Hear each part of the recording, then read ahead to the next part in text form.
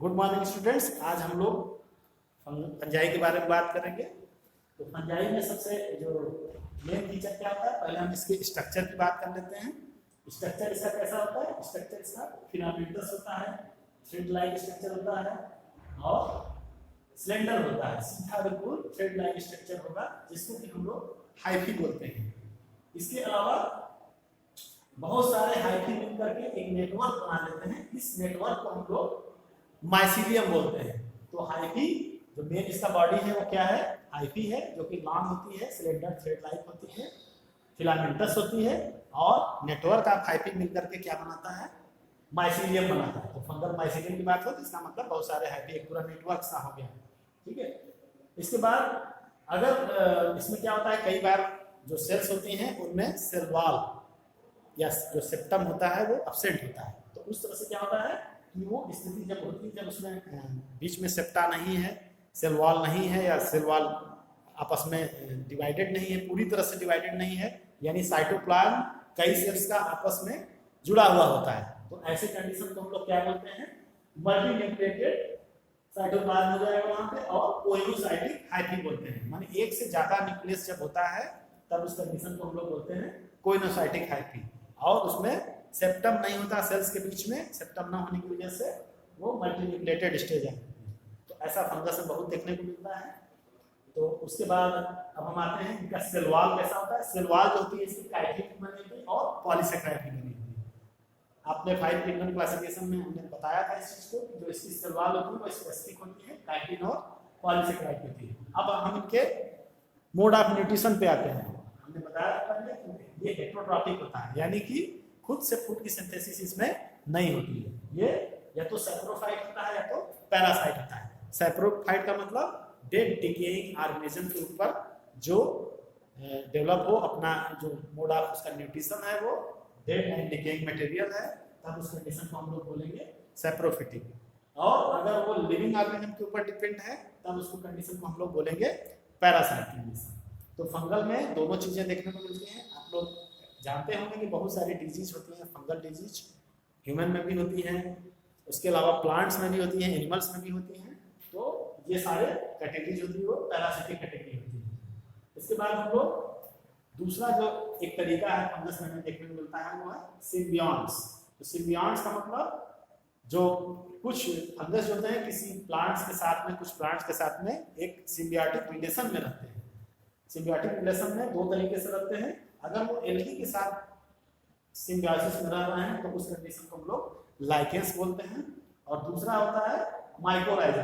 Higher plants के रूप में कुछ फंगस रहते हैं वहां पे, उनसे अपना न्यूट्रिशन प्राप्त करते हैं, न्यूट्रिशन लेते हैं और उसके बदले में उनको प्रॉपर जो है कि जो वाटर और मिनरल्स का एब्जॉर्प्शन है उसको बेटर करते हैं। तो इस तरह से वहां पर भी वो सिम्बियोसिस रिलेशनशिप में रहते हैं।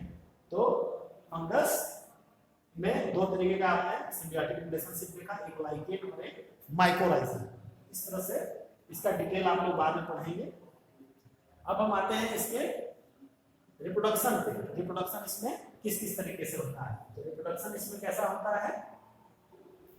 इसमें वेजिटेटिव रिप्रोडक्शन भी होता है, एसेक्सुअल भी होता है और सेक्सुअल रिप्रोडक्शन भी होता है। वेजिटेटिव का मतलब कोई फिलामेंट है वो बीच बीच में से ब्रेक हो गया और नया प्लांट ग्रो कर लिया, नया फंगस ग्रो कर लिया।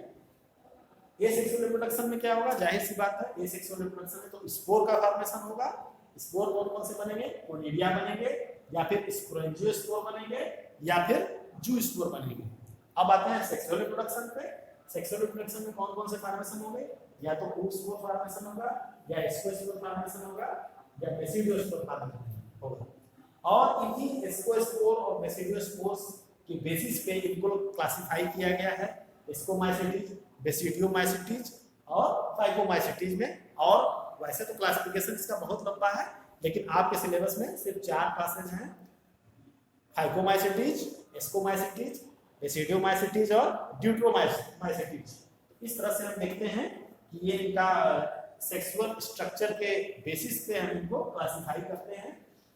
सेक्सुअल रिप्रोडक्शन में क्या होता है? दो हाइब्रिड क्लोज कांटेक्ट में आते हैं, उनमें जो सेल वॉल है वो डिसॉल्व हो जाती है, प्लाज्मोगेमी हो जाती है, प्लाज्मा उनका एक हो जाता है। हालांकि अभी इनका न्यूक्लियस फ्यूज नहीं हुआ है, कैरियोगेमी नहीं हुई है, बहुत सारे फंगस में कैरियोगेमी हो जाती है और कुछ फंगस में कैरियोगेमी बाद में होती है, यानी कि जाइगोट बनने के बाद जब उसमें रिडक्शन डिवीजन होना होता है उस टाइम पर पहले फ्यूजन होता है, कैरियोगेमी होती है और उसके बाद फिर उसमें रिडक्शन डिवीजन होकर के फर्दर स्पोर्स का फॉर्मेशन होता है, एप्लाइड स्पोर का फॉर्मेशन होता है। तो ऐसा हम लोग एस्कोमाइसिटीज और बेसिडियोमाइसिटीज में देखते हैं कि वहाँ पे कैरियोगेमी बाद में होती है और इसके साथ साथ इन एस्कोमाइसिटीज और बेसिडियोमाइसिटीज में एक फ्रूटिंग बॉडीज भी बनती है। उन फ्रूटिंग बॉडीज के अंदर रिडक्शन डिवीजन हो करके एप्लाइड स्पोर्स का फॉर्मेशन होते हैं और ये एप्लाइड स्पोर बाद में फिर उस फ्रूटिंग बॉडी से अलग होकर के नए प्लांट को जनरेट करते हैं। तो यहाँ पे फ्रूटिंग बॉडीज के अंदर रिडक्शन डिवीजन होता है और रिडक्शन डिवीजन होकर के एप्लाइड स्पोर का फॉर्मेशन होता है। तो जो यहाँ पे रिडक्शन डिवीजन होगा, एप्लाइड स्पोर का फॉर्मेशन होगा, तो अगर एस्कोमाइसिटीज में वो चीज हो रही है तो स्पोर्स को हम लोग बोलेंगे एस्कोस्पोर्स और बेसिडियोमाइसिटीज हो रहा है तो उसको बेसिडियोस्पोर्स बोलते हैं। और जो स्ट्रक्चर जिसके अंदर इस एप्लाइड स्पोर्स का फॉर्मेशन होता है तो एस्कोमाइसिटीज में हम लोग उनको एस्कस बोलते हैं और बेसिडियोमाइसिटीज में उनको हम लोग बेसिडियम बोलते हैं। आपने देखा होगा ये फफूंद जो होता है छत्ते जैसा होता है, वो एक्चुअली क्या है, वो फ्रूटिंग बॉडीज है। इस तरह से आप स्ट्रक्चर देखे होंगे कि बनता है और उस फ्रूटिंग बॉडीज के अंदर बहुत सारे बेसिडियोस्पोर या एस्कोस्पोर अलग अलग अरेंजमेंट होता है, वो उस तरह से अरेंज होते हैं और वो बनाते हैं एप्लाइड स्पोर्स को, जो कि बाद में उस फ्रूटिंग बॉडी से अलग होकर के दूसरी जगह जा करके फेवरेबल कंडीशन में वो नए हाइफा को ग्रो कराता है, नए प्लांट को ग्रो कराता है।